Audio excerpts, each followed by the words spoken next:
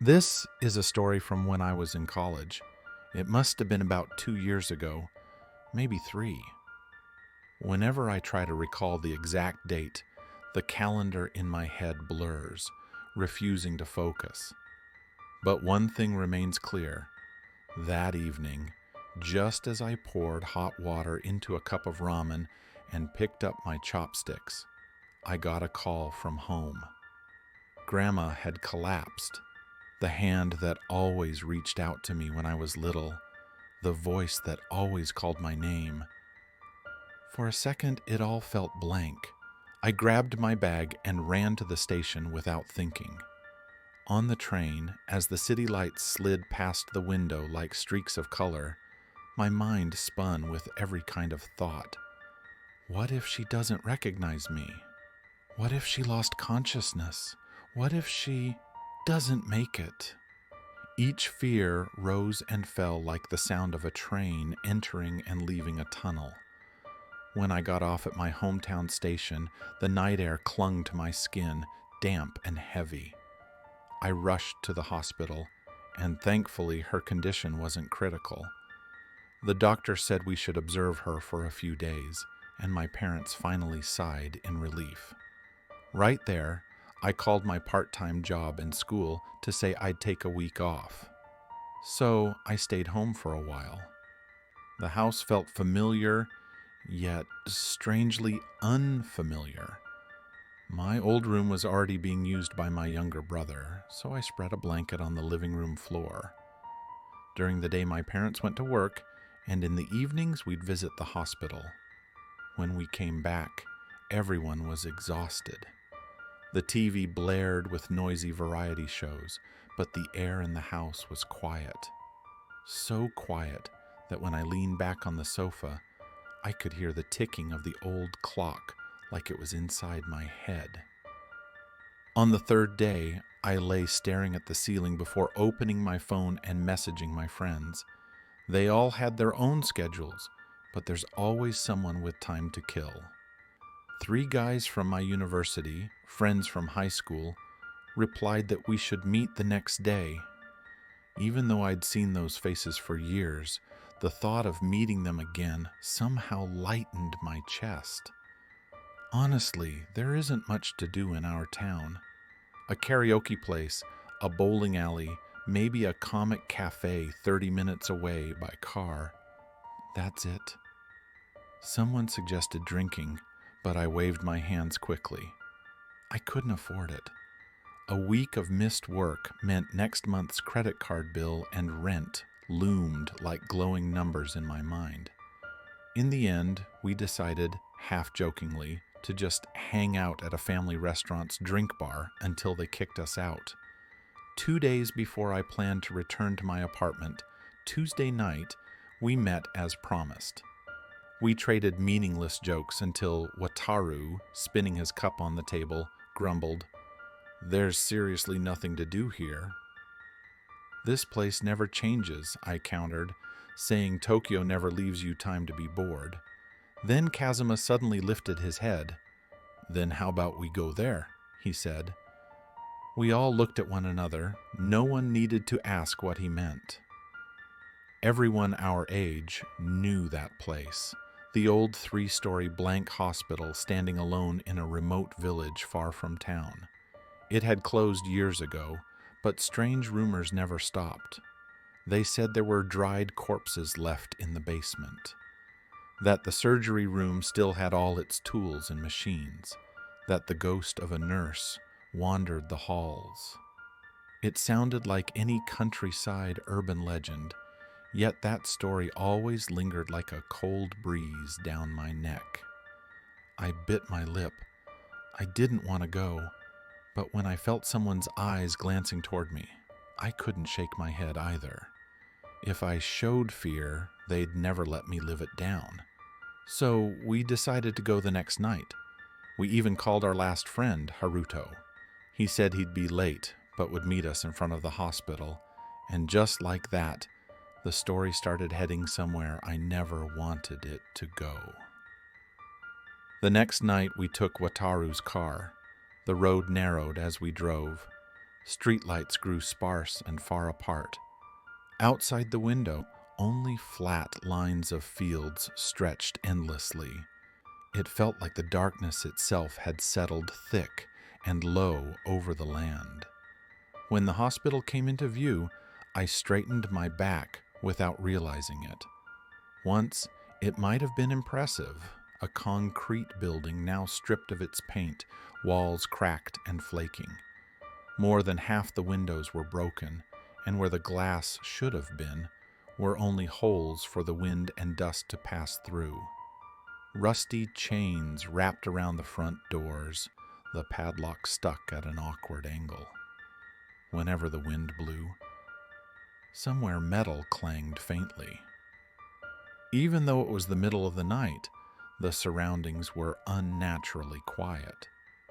Only an occasional insect call from the far edge of the rice field reached us and quickly vanished into the dark. Then Wataru leaned closer and spoke in a low voice.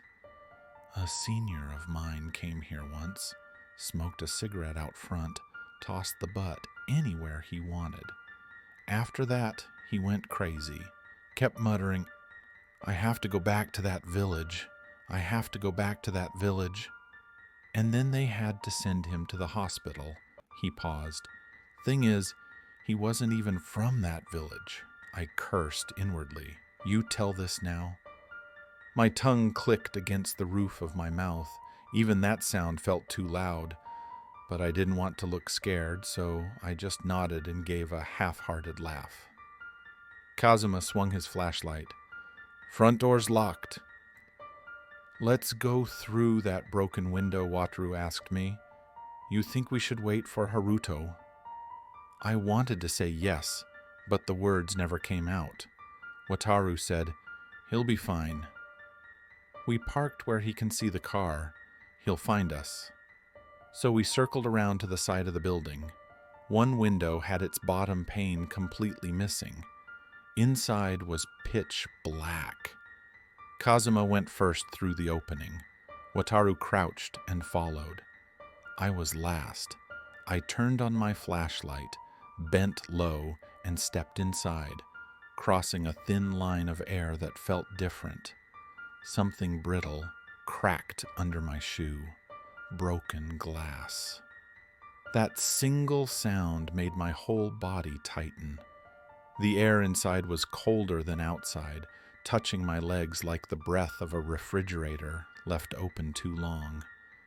Cold air brushed deep into my lungs. My shoulders drew in on their own. Inside was only darkness. The round beam of light swept across the floor, then the wall. The smell of old disinfectant mixed with damp dust stung my nose. We moved slowly in a line. Walking at the back was far scarier than I imagined. There was no one behind me, which meant if there was something behind us, I would be the first to meet it. Each time a shadow shifted, it felt like my own shadow was chasing me. When we reached what looked like the reception area, Kazuma swung his flashlight side to side. Dust-covered benches lined the wall. Files lay scattered across the floor like open books. Faded papers still showed patient names and dates, but I didn't dare touch anything. At the nurse station, shelves had toppled. The glass window was shattered. One pane still hung half-attached, rattling whenever the wind passed. Wataru suddenly said aloud, "This place is really creepy." His voice echoed through the hallway, bouncing and layering until it sounded like it came from everywhere. I lowered my head. I didn't want to make another sound. Then Kazuma said, "Let's go down to the basement." "That's where the rumors are." I immediately showed my discomfort. Something deep inside screamed that we shouldn't go there. Wataru saw my face and smirked, the kind of grin that says, "Scared, huh?" It annoyed me. I swallowed hard and said, "Then let's check the upper floors first." My whole body resisted the idea, but my mouth stubbornly chose pride over fear. That small bit of pride pushed me upward, toward the stairs, and further inside. As we climbed, I kept looking back. Each time the flashlight crossed the edge of the stairs, a shadow jumped, then vanished. At one point, I thought I saw a foot step out from the corner and disappear again. I froze. The only sound was me swallowing my breath. Behind that wall was the stairway leading down to the basement. Something in my head rang like a warning bell. Kazuma turned and asked, "You okay?" Only then did my body unlock. I shook my head. "It's nothing. Just my imagination." I whispered it again and again, forcing myself to move. The second and third floors held nothing special. A resting room with an old TV whose screen was smashed, ashtrays overturned, scribbles layered on the walls. I swept my light across them, searching for a date, a name, anything. But the darkness gave no answer. We went back down. The air grew heavier with each step. An indescribable smell caught in my throat, like rust or old water that had dried and left something rotten behind. The closer we got to the first floor, the stronger it became. I felt it rising from below, and I was right. Wataru and Kazuma headed straight toward the basement stairs. I wanted to stop them one last time, but my mouth stayed shut. Two voices argued inside me, "Go back now. No, you've come this far." In the end, I chose the second one, and I still regret it. Sometimes I wonder if I'd turned around then, would everything have been different? I'll never know. As we descended, the flashlight beam slid across the wall, smaller and smaller as the darkness grew larger. When my foot touched the final step, it felt like stepping into empty air. The atmosphere below was so deep, so heavy, I thought I had walked straight into the void. That was everything up to the moment we reached the threshold of the basement. From here on, the story turns to what those choices led me to see that night, and what I could never unsee. The basement corridor was a darkness untouched by even a trace of moonlight. The darkness upstairs, at least, would eventually yield to your eyes after a while, revealing vague shapes and outlines. But here, it mocked the idea of adaptation and simply swallowed the light whole. Wherever the flashlight beam spread in a round shape, only that spot briefly existed, and as soon as I turned my head, it was gone. Half-torn medical posters hung trembling on the wall, and a long row of benches lined the sides. There was something different here. Unlike the upper floors, this place was strangely organized. Less dust, and on the floor, faint old footprints stretched forward, fading into the dark, as if someone had been coming and going even recently. I whispered, asking if it wasn't strange. Wataru only shrugged. Kazuma aimed his flashlight toward the end of the hallway. "There. That looks like an operating room." We exchanged glances and, without saying another word, walked in that direction.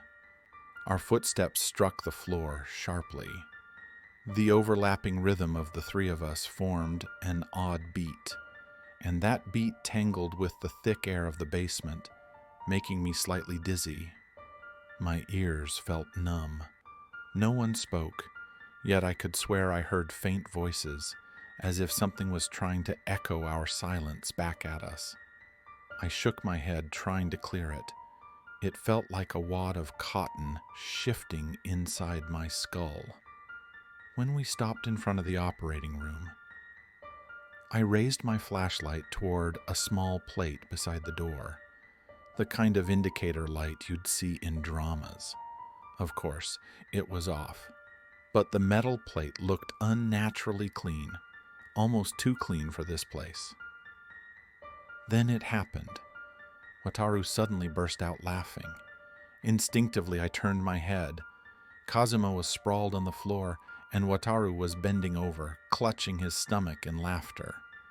For a moment, I couldn't understand what I was seeing. The flashlight beam slid along the floor, up Kazuma's legs. He was gritting his teeth, both hands gripping his shin, a strangled groan escaping from deep inside his throat. I asked if he was okay, but he couldn't answer. Wataru reached out. "Let me see. Move your hand. Where are you hurt?" His words tumbled over one another in panic. I tried to brighten the light by holding both flashlights in one hand. Wataru tried to pull Kazuma's hands away. Kazuma resisted, but eventually his grip loosened, and in that moment, I forgot how to breathe. Time slowed once, then stopped twice. The flesh on his shin was gone. Where the skin had peeled away, smooth white material showed beneath. It took me a moment to realize it was bone.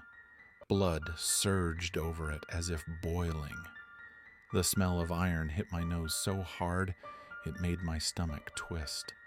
Every instinct screamed at me to back away, but my body wouldn't obey. Wataru cursed and screamed. I shouted, "Let's go!" We need to get out now. This place wasn't safe. That single thought was all that remained. We each took one of Kazuma's arms and tried to lift him. His breathing was broken, raspy. Every step he took, a choked sound escaped him.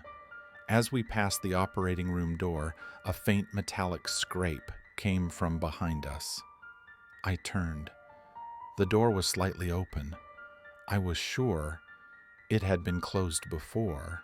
Through that narrow gap, something was watching us. At first, it looked like a simple lump of darkness. Then, when the edge of the light brushed it, a face seemed to form, but the contours were off, subtly wrong. The shadows bent the wrong way. The eyes reflected light from an impossible angle. I felt it before I could name it. Something that resembled a human being but wasn't one. Its body looked round and stretched to the sides, its surface trembling softly. Yet I realized it wasn't the flesh that moved, but the border where light met it. It was an image that defied sense. When it began to move, Wataru screamed first. I screamed right after. We dragged Kazuma and ran. Our 3 sets of footsteps merged into chaos, echoing too loud. The flashlight beam shook wildly, making the shadows on the walls stretch and twist in every direction. Somewhere behind us, droplets of water fell, and suddenly, the sound was right next to my ear, too close. I fought not to look back. The thought clung to me like a command. If I turn around, it's over. When the staircase came into view, hope flared in my chest. Then, from the far end of the hallway, came the sound of wheels biting the floor. Click, click. It started distant, soft, then grew louder, faster. I fixed the flashlight toward it just in time to see an empty wheelchair hurtling straight at us. Reflexively, I reached out, then lost my grip. The wheelchair slammed into Wataru and Kazuma with a deafening crash. Metal scraped across the floor with a long shriek. Kazuma's groan cut short. Wataru looked at me, his face consumed by raw terror, then turned and ran the opposite direction, away from the stairs. "This way! The stairs!" I shouted. He didn't hear. His scream faded quickly into the darkness. I grabbed Kazuma's arm and pulled. The flashlight rolled across the floor, its beam flickering over the ground in uneven waves. And in that shifting light, right between my legs, something lifted its face. A child's face, so clean it was terrifying. The skin unnaturally white, the eyes black and wet, the mouth was closed, the expression empty, yet somehow that emptiness looked furious. A face without emotion can sometimes look angrier than any expression. That was how it looked. I couldn't breathe. My lungs couldn't push the air out. My body ran before my mind could follow. I left Kazuma behind and crawled up the stairs. The wall was cold, and moisture stuck to my palms. My chin hit something. I don't know what, but I kept moving. I knew one thing. If I stopped, if I turned back, it would be the end. When I reached the first floor, moonlight spread thinly across the floor. That faint light felt like all the life I had left. I stumbled toward the main entrance. The handle rattled but didn't turn. The chain lock was holding firm. I kicked, pulled, slammed both fists against the glass. It looked fragile but wouldn't break.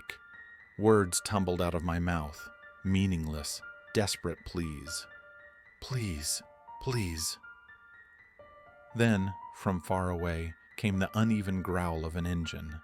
It sounded like a swarm of insects at first, but heavier, deeper. Headlights filled my vision. I threw my arms over my face. When the light turned off, I saw a figure behind the glass, Haruto, taking off his helmet. For the first time that night, I thought maybe I would live. He switched off the lights and moved his lips behind the glass. I couldn't hear, but I could read the look on his face. What the hell are you doing? I pressed both hands against the door, gesturing desperately for him to get me out. He tilted his head, puzzled, then walked sideways along the glass. I followed like a fish shadowed in a tank, moving at the same pace. A little to the side, at about waist height, there was a broken section of glass, a gap just barely wide enough for me to squeeze through. I didn't hesitate. Twisting my body, I forced myself out through the opening. Something scraped along my back. A sting ran from my spine down my arm. And then, air. Cold air filling my lungs. Haruto stumbled back in shock as I collapsed onto the ground. Only then did I realize my heart was still beating inside me. That was everything I experienced in the basement and my only escape. Behind me, the sounds were still there. From below, something was still breathing. But the next part of the story begins with another breath, another sound, and a phone call I could never answer. That's the story I have to tell next. When the lights went out and the shape before me disappeared, I finally realized I was outside. Haruto took off his helmet and shouted something, but my ears were ringing. I couldn't hear a thing. My breathing was rough, and there was a metallic taste in my mouth. Glass shards had sliced my arm, blood was running down, yet no pain reached me. Only one feeling remained, that I was still alive. Haruto grabbed my shoulder. "Hey, what happened? Why do you look like this?" With my tongue barely moving, I forced the words out. "Let's just get out of here, right now." He looked once toward the hospital, then shook his head. "All right, get on." The moment I climbed onto the back of his bike, my body swayed. When the engine started, wind struck my face. I clung to his back as if hanging onto life itself. Something in me whispered, "Don't look back." That thought alone froze every part of me. Haruto shouted, "Don't look back!" His voice was washed away by the wind. I lowered my head even more. When the bright lights of a convenience store appeared, I could finally breathe again. We stopped in the parking lot, The engine faded into silence. I stepped off the bike and sank to the ground. Blood from my arm dotted the white pavement. Haruto crouched in front of him. "Hey, seriously, what happened?" Panting, I poured everything out like I was spitting out poison. "We went down to the basement. Kazuma's leg, it was covered in blood." The door opened, and something came out. Wataru ran, and I also... The words broke. My mouth was so dry my tongue stuck to the roof. Haruto frowned. "Calm down." "What are you talking about? Someone came out?" "It wasn't a person. After that, only meaningless sounds left my mouth." I tried to continue, but ended up gasping instead. Haruto studied me for a while, then sighed. "You're not joking, right?" I shook my head violently. At that moment, the convenience store door slid open. The clerk stepped outside. "Are you all right?" "What happened?" Haruto answered, "It's fine. My friend's just shaken." But the clerk's eyes locked on the blood running down my arm. I pulled out my phone and called the police. "It's Blank Hospital. 2 of my friends are hurt. Please come quickly." A voice replied, "Which hospital?" "Please give the address." "It's the one near the fields by Blank Mountain. Please, hurry." Then sudden harsh static filled the line. "Hello?" I called, but the voice was gone. Instead, there came a broken, uneven sound, neither mechanical nor human, sliding through my ear. It deepened, then the call cut off completely. I grabbed Haruto's phone and dialed again. This time it connected. 2 rings, then someone picked up. I shouted, "2 friends are injured. Please help us." And then a scream ripped through the speaker. Long, high, and not human. For an instant I froze. It was Wataru's voice, the same scream I'd heard inside the hospital. I screamed too and threw the phone. From the floor came a short, tearing electronic squeal. Haruto snatched it up, startled. "What was that?" "Who screamed?" I couldn't answer. My mind went blank. The clerk hurried out again and grabbed my arm. "You're bleeding." "Sit down."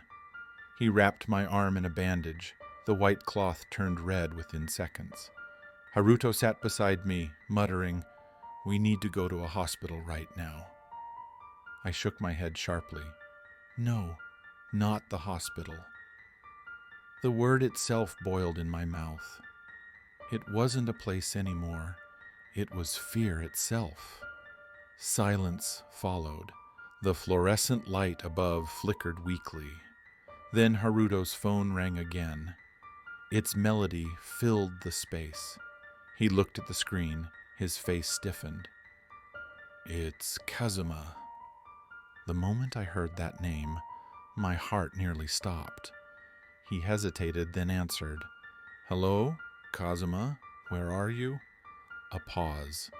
His expression grew darker. "What? You're still there?" Without realizing it, I stood up. "What did he say?" Haruto met my eyes. It's his voice, but someone's with him. Faint electronic beeps leaked from the phone, steady, rhythmic, like a transmission signal. Then came breathing, slow, heavy, too close. It grew louder until Haruto, panicked, hung up. We said nothing. We stared out the window. Outside was utterly still, not a single light on the road. Everything after that is blurry. The clerk called an ambulance, and I collapsed. When I opened my eyes, it was daylight. I was in a hospital bed. My mother sat beside me, her eyes red, my grandmother beside her, hands clasped in prayer. An IV was in my arm. Bandages were piled on a tray next to me. That afternoon, the police arrived. A detective sat beside me and asked what had happened. I told him everything from the beginning to the end. His eyes hardened as he wrote. Then he looked up. "Had you been drinking?" I shook my head. He sighed. Kazuma was found at the bottom of the first-floor staircase in Blank Hospital. Cause of death, hemorrhagic shock. My breath stopped. And Wataru? The detective shook his head. Still missing. He closed his notebook and added, "Kazuma's leg wounds are odd. They're not stab marks or impact injuries." Then, almost to himself, he murmured, "They look bitten." I inhaled sharply. That pale face, those blank eyes flashed in my mind. My fingertips went cold. The detective watched me for a moment, then stood. "Try to rest. We'll find your friend." He left, his footsteps echoing down the corridor far too long. That night, I couldn't sleep. I kept my phone beside me, staring at the screen. I felt it would ring. Would it be Kazuma's number? Wataru's? My hands trembled. Around 2 a.m, the phone vibrated. Instinctively, I looked at the screen. Private number. I didn't move. I couldn't press the answer button. I just stared at the light. A few seconds later, the vibration stopped. Then a message appeared. "Still in the basement." The sentence burned into my eyes. I threw the phone. My heart pounded in my ears. Outside was quiet, but from the window, a faint sound drifted in. A broken radio static mixed with a distant crying voice. It was human, and at the same time, not human at all. Now I know. That scream wasn't from someone left in the basement. It was mine. The part of me that never escaped from there.